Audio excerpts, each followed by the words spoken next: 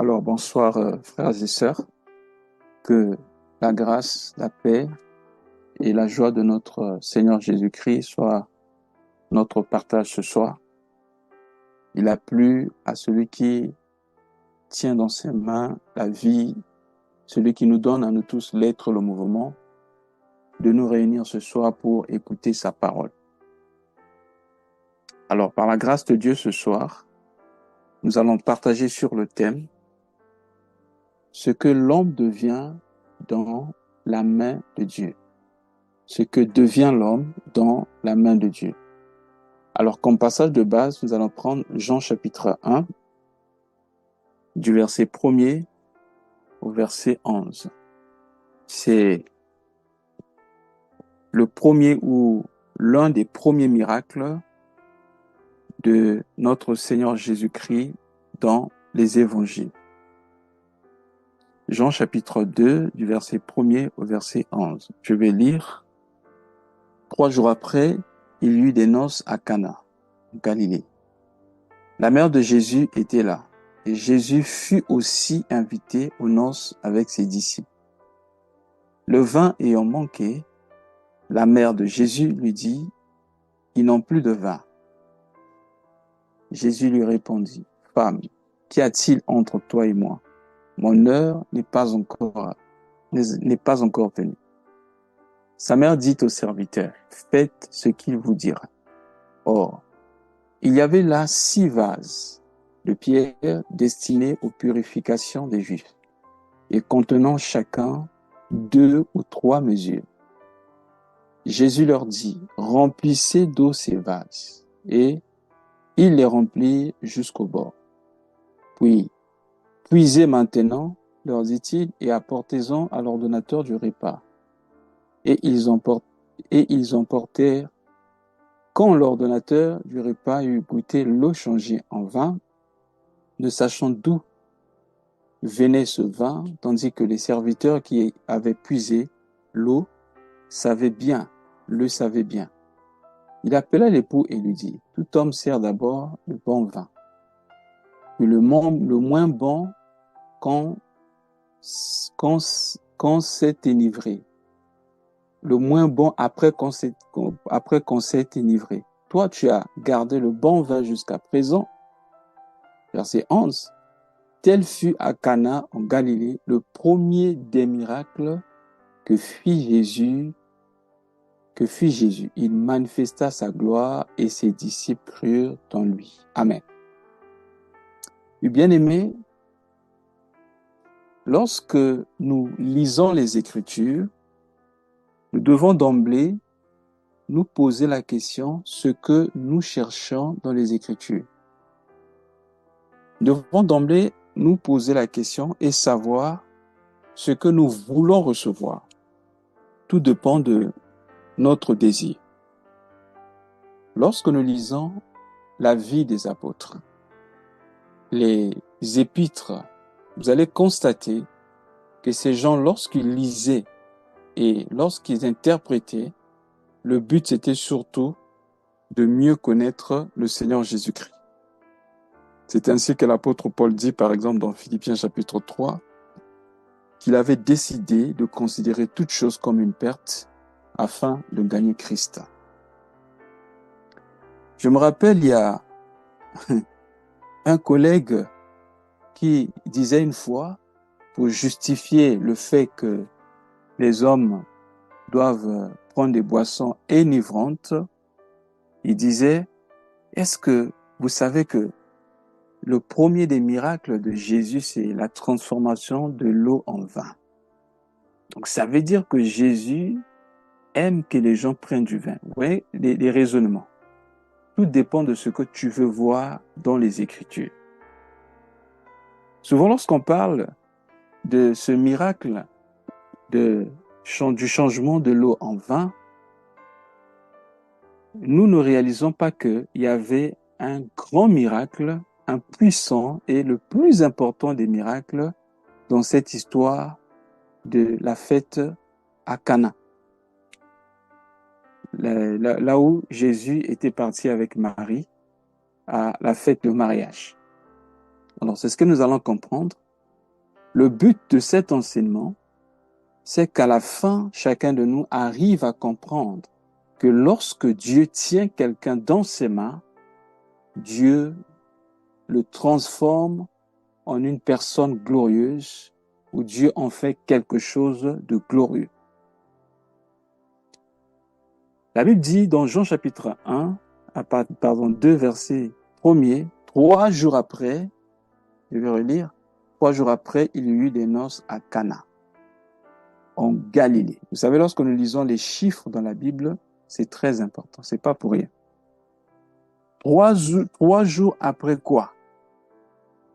Si nous lisons ce qui est écrit en amont, c'était lorsque le Seigneur Jésus se révéla à Nathanaël. Parce qu'en effet, André, frère de Simon, avait rencontré Jésus pour la première fois et finalement c'est André qui appela son frère Simon. Et lorsque Philippe est parti dire à Nathanaël, viens voir, celui que nous attendions est là. Nathanaël va répondre à Jésus en disant, non, à celui qu'il avait appelé à Philippe en disant, peux-tu devenir quelque chose de bon? Alors Philippe lui dit, viens et vois. Quand Nathanaël se présente devant Jésus, Nathanaël lui dit, quand tu étais assis sous le figuier, je t'avais vu. Parce qu'en effet, lorsque Nathanaël est venu pour la première fois devant Jésus, le Seigneur dit, voici un Israélite en qui il n'a pas de fraude. Il était surpris, mais d'où me connais-tu? Il dit, avant que tu ne viennes, quand tu étais encore assis sous le figuier, je t'avais vu. Ah, c'est là que Nathanaël va se rendre compte qu'il n'était pas devant n'importe qui. Alors, remarquez la réaction de Nathanaël au verset 49. Nathanaël répondit et lui dit, Rabbi, qui signifie maître, il dit, Rabbi, tu es le Fils de Dieu, tu es le roi d'Israël. Frère, voilà la première personne, nous sommes en face de la première personne qui avait reçu la révélation de Jésus comme le Fils de Dieu. Souvent, quand nous lisons les Écritures, nous pensons que c'était Pierre. Mais Pierre l'avait reçu un peu plus tard. Pierre avait reçu cette révélation un peu plus tard. C'est dans Matthieu chapitre 16, quand Jésus pose la question de savoir qu'est-ce que les hommes disaient de lui. Ils ont donné des réponses et quand il demande aux disciples, que dit-on que je suis? Et vous, que dites-vous de moi? Pierre, rempli de l'Esprit de Dieu, dit, tu es le Saint, le Christ, le Saint venu de Dieu. Donc, Nathanaël avait reçu la révélation de ce qui se présentait et des choses à venir. Frère, ce que Nathanaël dit ici est profond. Il dit, premièrement, tu es le Fils de Dieu. Deuxièmement, tu es le roi d'Israël. Donc, il a vu en même temps le second retour de Jésus. Il parle de son avènement et il voit maintenant en même temps lorsque Jésus reviendra pour régner comme roi en Israël. Parce que dans sa première venue, il est venu comme un agneau pour mourir pour le péché, mais il reviendra pour être le roi. Donc, dans sa première venue, il n'était pas venu comme un roi. Il est venu comme un faible. Voilà pourquoi, lorsqu'on voulut faire de lui un roi, il a dit, mon royaume n'est pas de cette terre. Et c'était après cette révélation que 3 jours après, Jésus était invité aux noces de Cana. Et on dit, Marie était là, Jésus était aussi invité. Ça veut dire que Jésus n'était pas l'invité principal. Certainement, Marie était l'invité principal. Et finalement, constatant qu'il n'avait pas de vin, Marie va dire à Jésus, ils n'ont plus de vin. Certainement, Marie avait déjà vu des choses, puisque c'est son fils, disons, dans la chair. Marie avait déjà vu des choses. Et quand elle disait à Jésus, elle savait que cet homme-là, c'est celui qui vient pour équilibrer lorsque les hommes sont déséquilibrés. Il savait que cet homme-là est celui qui vient pour donner la solution où il y a des problèmes. Et il savait que cet homme-là, il vient toujours pour combler nos besoins. Les hommes étaient dans le besoin et il savait, il connaissait son cœur. Il sait que cet homme-là, quand quelqu'un est dans le besoin, il va toujours combler ce besoin-là. Oh, nous servons un Dieu merveilleux qui dévance bien aimé nos besoins. Lorsque tu es en face d'un problème, souviens-toi d'une chose. Le problème n'est pas venu en premier. En Dieu, la solution vient toujours avant le problème. C'est pourquoi si tu es en face d'un problème, souviens-toi que la solution est déjà là. Il faut que Dieu t'ouvre les yeux afin que tu voies la solution. Car il est l'agneau de Dieu, prédestiné avant la fondation du monde. Donc, avant tous les problèmes que nous pourrons connaître dans le monde, il était déjà. C'est pourquoi il disait, avant qu'Abraham fût, pas moi j'étais, mais moi je suis. Car il est celui qu'on appelle le Je suis, l'Éternel.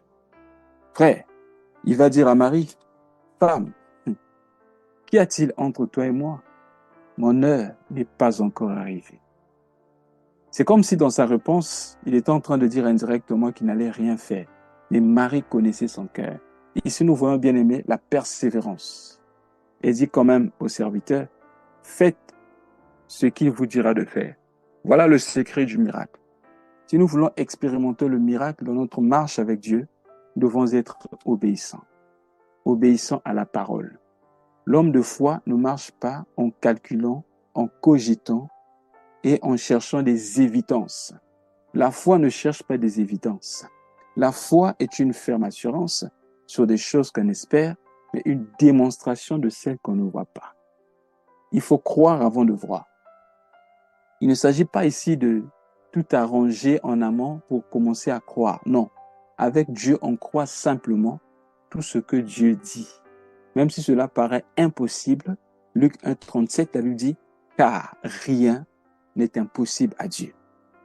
Donc, l'obéissance à la parole est la clé. Je survole parce que ce n'est pas notre sujet, mais notre sujet commence ici à partir du verset 6. Or, il y avait 6 vases de terre destinés aux purifications des Juifs et contenant chacun 2 ou 3 mesures. Alléluia. Il y avait 6 vases. Et lorsque nous voyons le chiffre 6, nous savons que le chiffre 6, c'est le chiffre de l'homme.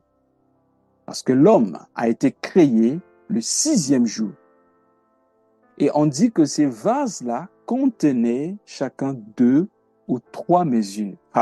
Donc, lorsque nous sommes en face des vases qui contiennent 2 ou 3 mesures, nous savons que ces vases-là représentent en effet les vases de Dieu.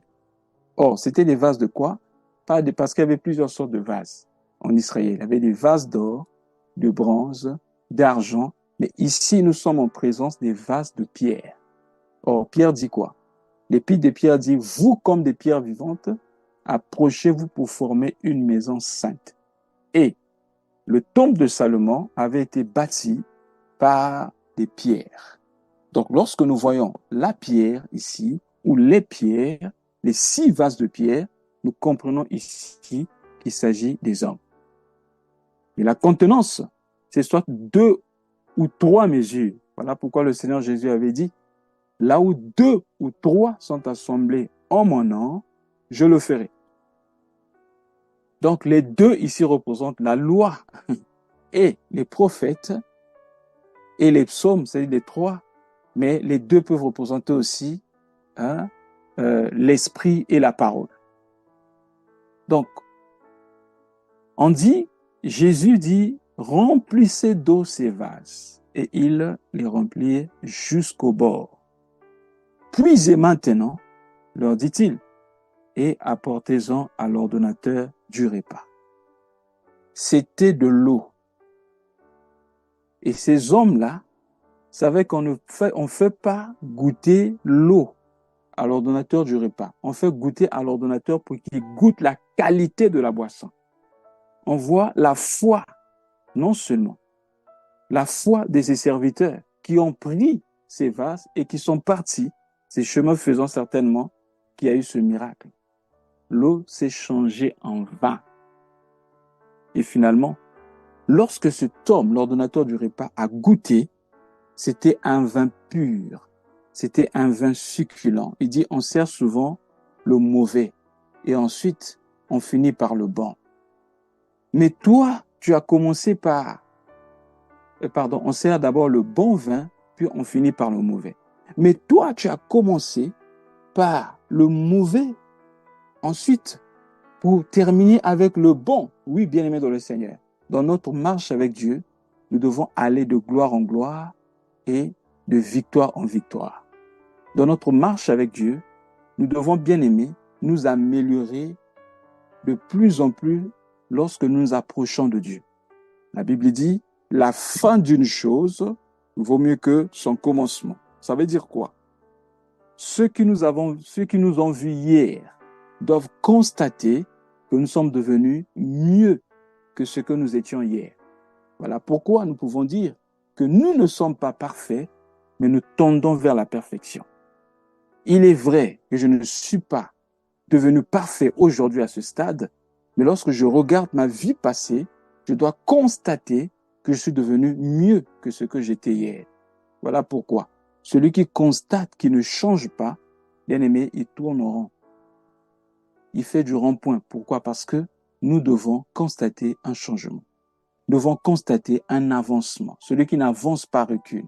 Voilà pourquoi nous devons connaître Dieu de plus en plus. Et lorsqu'on nous regarde, on doit remarquer que nous sommes devenus plus bons que ce que nous étions hier. Si c'est le contraire, c'est que nous faisons partie des rétrogradés. Et faisons très attention. Voilà pourquoi la Bible nous demande d'examiner tout le temps notre vie. Examinez-vous vous-même pour savoir si vous êtes toujours dans la foi. Alors, les 6 vases ici étaient destinés à la purification. La purification, généralement, c'est comme, disons, les ablutions, que les gens voyaient, par exemple, ce que font les musulmans, des vases qu'ils utilisaient pour se nettoyer. Or, les vases qu'ils utilisent pour se nettoyer est considéré comme des vases sales. Mais Dieu utilise ce qui est sale là pour en faire ce qui est précieux. Bien-aimé dans le Seigneur, je veux dire à quelqu'un, même si ta vie passée était caractérisée par les échecs, ta vie passée était caractérisée par les pleurs, était caractérisée par les murmures, tu as comme l'impression que tu es venu accompagner les autres sur la terre. Tu as comme l'impression que tout ce que tu fais ne marche pas. Tu as comme l'impression que tu n'avances pas. Et ceux qui ont été avec toi à l'école, ou ceux qui ont grandi avec toi, tu as comme l'impression qu'ils t'ont tous laissé en arrière. Je vais te dire une chose. Même si les hommes t'ont rejeté, même si les hommes te considèrent comme quelque chose de rien, comme ces 6 vases qui étaient considérés, qui étaient utilisés pour les ablutions, des vases sales, mais dans la main de Dieu, ou plutôt dans la main de Dieu, Dieu peut faire de toi quelqu'un de précieux qui apportera la joie, qui apportera la paix, qui apportera un sens à la vie d'une autre personne. En effet, notre vie a un sens lorsque elle peut donner un sens à la vie d'une autre personne. Mais pour que notre vie puisse avoir un sens, nous devons recommander notre vie dans les mains de celui qui nous a créés. Le plus grand problème qu'a l'homme en général, à l'humain aujourd'hui, c'est parce que l'homme ne veut pas se remettre au Créateur. Tu connaîtras ce pourquoi Dieu t'a appelé, c'est pourquoi Dieu t'a créé, seulement lorsque tu vas te remettre dans ses mains. Lorsque tu vas te remettre dans ses mains. Lorsque tu vas recommander sa vie entre ses mains. Loin de Dieu, tu ne sauras jamais ce pourquoi tu étais appelé. Et tu seras peut-être comme Gédéon, en train de battre du froment alors que tu es un vaillant héros. Tu vas penser que tu travailles, mais en réalité, tu ne travailles pas parce que tu ne fais pas ce pourquoi Dieu t'a appelé. Bien-aimé, l'obéissance, c'est lorsque nous faisons, ou la réussite dans la vie, c'est lorsque nous faisons ce pourquoi nous avons été envoyés sur la terre. C'est ça la réussite et c'est ça le succès. Le succès ne devait pas être défini comme le monde définit le succès. Le monde a un carré donné et par rapport aux cultures, à sa définition du succès. Certains pensent que connaître le succès, c'est bon, aller à l'école, avoir des diplômes, voilà, tu commences à travailler, tu te maries, voilà, tu as des enfants, tu construis, tu laisses un héritage, je dis, tu as connu un succès, tu as fait un bon carrière, bien aimé dans le Seigneur, tu as fait une bonne carrière. Ce n'est pas ça le succès. Le succès, c'est lorsque nous arrivons à atteindre le but pour lequel nous avons été créés. Et pour connaître le but pour lequel nous avons été créés, nous devons nous recommander dans les mains de Dieu. Car il a dit, sans moi, vous ne pouvez rien faire. Je me rappelle d'un songe que j'avais fait. Alors que j'étais déjà passé par l'auto-école, j'ai suivi les cours de l'auto-école et j'ai pu avoir, par la grâce de Dieu, le permis et tout. Mais qu'est-ce que j'ai constaté?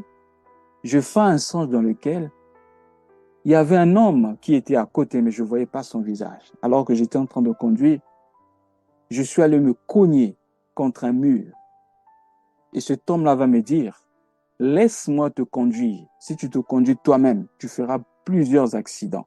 Tu feras beaucoup d'accidents. Je veux te dire, mon frère, ma sœur, si tu te conduis toi-même, si ce n'est pas l'Esprit de Dieu qui te conduit, tu conduis ta vie telle que tu le veux, telle que tu le penses, tu feras plusieurs accidents. Mais laisse que Dieu conduise ta vie. Alors ta vie sera un succès. Ta vie sera utile aux autres. Ta vie sera une bénédiction pour les autres. Bien aimé, imaginez, il n'y avait plus de vin. C'est-à-dire, les gens étaient dans la soif. Mais comment faire pour donner le vin? Le monde actuellement est dans la soif. Vous voyez, aujourd'hui, les gens sont troublés. Les gens sont sous la dépression. Les gens sont dans le péché, dans les ténèbres, dans le désespoir. Bien aimé dans le Seigneur. Dieu va t'utiliser, mon frère, ma sœur. Dieu va t'utiliser, toi, qui as été rejeté. Mais pour que Dieu t'utilise, il doit te rendre utilisable. Souvent, nous prions, Dieu utilise-moi. Non, Dieu est prêt à nous utiliser. Mais souvent, nous ne sommes pas utilisables. On doit changer notre façon de prier. Au lieu de dire, Dieu utilise-moi, mais Dieu rend-moi utilisable. C'est-à-dire, donne-moi la capacité de m'abandonner totalement entre tes mains. Bien-aimé, tu te bats trop. Tu cours à gauche et à droite. Tu te poumonnes beaucoup. Tu réfléchis trop. Tu veux obtenir ceci. Tu veux faire ceci. Quelquefois, tu n'arrives pas parce que tu es trop agité. Souvenez-vous de ces deux femmes, Marthe et Marie. Jésus était dans la maison de Marthe. Et Marthe était agitée. La Bible dit, à divers soins domestiques. C'est dans Luc chapitre 10. À partir du verset, je crois, 34 à 36 là-bas. En tout cas, c'est Luc chapitre 10. Et Marthe va dire à Jésus, Seigneur, ne t'inquiètes-tu pas que ma sœur Marie reste là à tes pieds au lieu de venir m'aider à la cuisine? Mais qu'est-ce que Jésus dit à Marthe?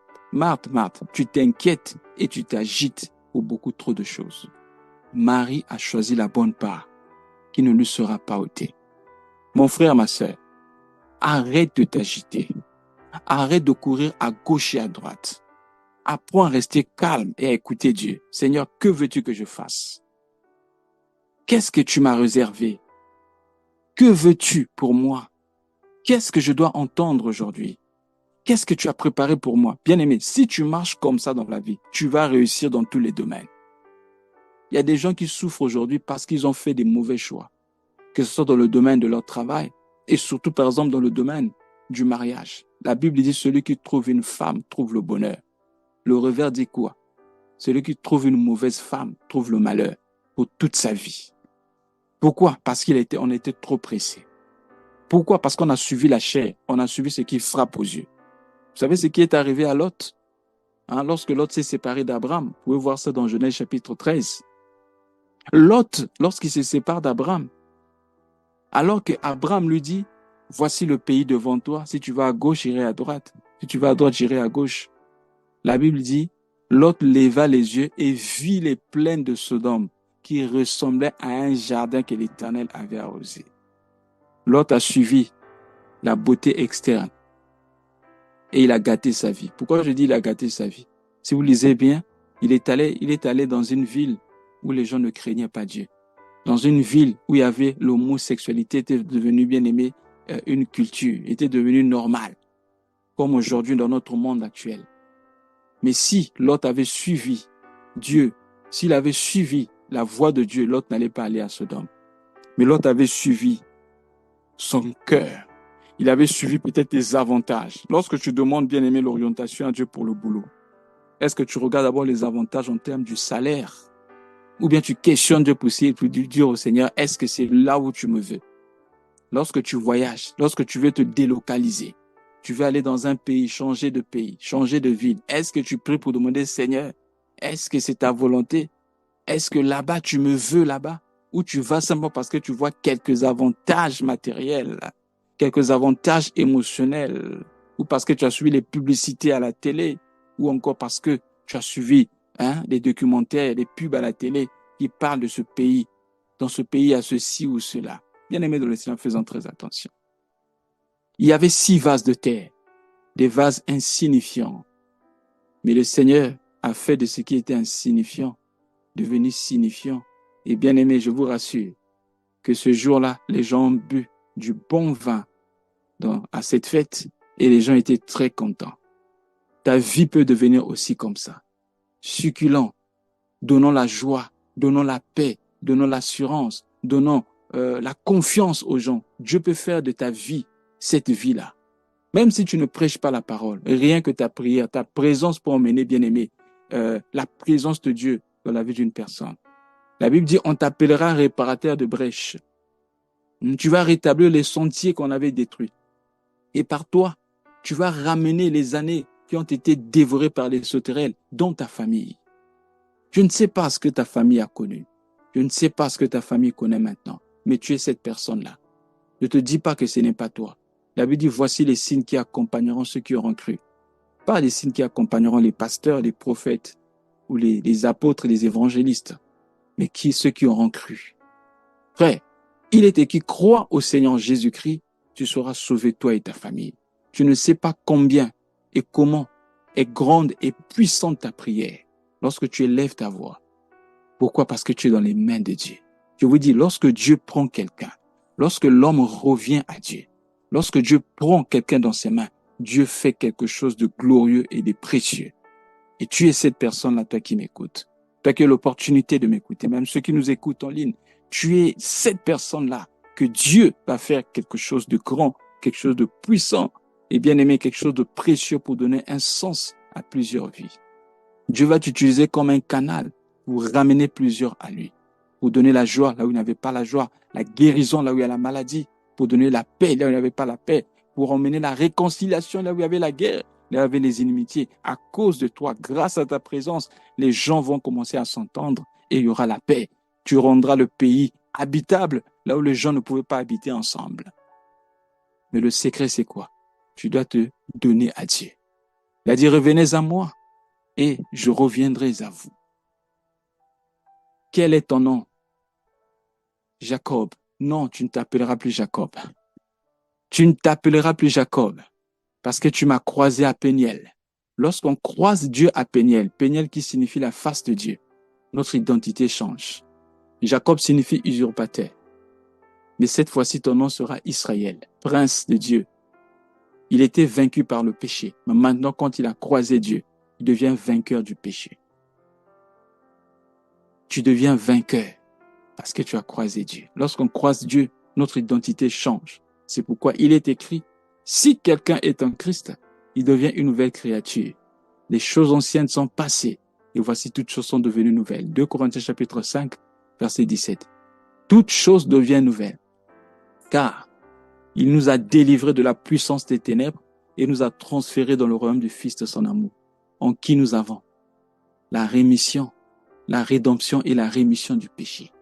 Peut-être que tu étais connu comme une droguée, comme un drogué, connu comme quelqu'un d'insignifiant, peut-être parce que tu n'es pas allé très loin à l'école. On dit que voilà, tu n'es pas important. Tu n'es pas important peut-être pour les hommes, mais tu es précieux pour Dieu. Tu n'es pas important peut-être pour les hommes à cause de ton apparence physique, mais je te dis que tu es précieux devant Dieu. C'est quoi David pouvait dire? Je te rends grâce de ce que tu as fait de moi, une créature si merveilleuse. Tu peux avoir un défaut physique. Peut-être pour les hommes, c'est un défaut, mais devant Dieu, tu es précieux parce que Dieu regarde ton âme. Dieu regarde le fait que tu es une personne agréable à ses yeux et par toi, Dieu va faire des grandes choses. Dans les mains de Dieu, nous ne sommes plus les mêmes personnes. C'est pourquoi lorsque tu es dans les mains de Dieu, ne regarde pas tes capacités. Ne regarde pas à tes moyens. Si tu regardes à tes moyens, tu seras découragé. Mais regarde à ce que Dieu est et à ce que Dieu est capable de faire. Que Dieu te bénisse et fasse de toi cette personne-là qui sera une bénédiction pour les autres. Nous devons nous rappeler de cela. Dans la nouvelle alliance, sous la dispensation de la grâce, nous avons reçu la bénédiction d'Abraham. Vous savez, Dieu avait aussi changé le nom d'Abraham. Son nom signifiait père élevé, Abram. Mais Dieu dit, tu ne seras plus Abram, mais tu seras Abraham. Et cela s'est passé à quel moment? Lorsque Abraham est passé par la circoncision. Il est passé de Abram à Abraham. Et si vous lisez bien, c'est le H qui a été ajouté. Le H là, c'est le souffle. Donc la transformation, lorsque le Saint-Esprit pénètre en nous, nous changeons d'identité. Abram, c'est père élevé. C'est une bénédiction limitée à une personne. Une bénédiction qui s'arrête à lui. Mais père, Abraham, qui signifie père de la multitude, ça veut dire que il fait d'Abraham une bénédiction pour les autres. C'est là où l'accomplissement de la promesse de Dieu arrive. C'est là où l'accomplissement de la promesse de Dieu se manifeste dans la vie d'Abraham. Il dit, je te bénirai et je ferai de toi une bénédiction. Frère, si ta bénédiction s'arrête seulement dans ta maison, ce n'est pas la vraie bénédiction. La vraie bénédiction commence lorsque je suis béni et par moi les autres sont bénis. C'est ça la bénédiction d'Abraham. Je dis que Dieu fasse de toi cette personne-là. Que tu sois béni et par toi, que les hommes, les femmes, la terre soient bénis à cause de toi. Voilà pourquoi Jésus a dit, vous êtes la lumière du monde. La lumière fait du bien. Vous êtes la lumière du monde et vous êtes le sel de la terre. Ah, les sœurs peuvent mieux nous expliquer l'importance du sel. Le sel peut conserver la vie dans un aliment. Lorsqu'on ne peut pas mettre dans le congélateur, on peut bien aimer mettre simplement le sel et garder longtemps l'aliment. Frère, tu es une lumière, tu es la lumière du monde et tu es le sel de la terre. Le sel donne le goût à la nourriture. Ta présence doit, bien aimer, rendre les hommes joyeux. Les gens doivent être à l'aise dans ta présence. Lorsque tu es là, tu apportes la joie. Tu apportes la restauration. Tu apportes la réconciliation. C'est pourquoi David pouvait dire, oui, le bonheur et la grâce m'accompagneront tous les jours de ma vie. Que Dieu fasse de toi cette personne-là. Quand tu passes, tu laisses derrière toi le bonheur, tu laisses la grâce, tu laisses la paix. Que Dieu te bénisse. Nous continuerons prochainement si le Seigneur le permet. Amen.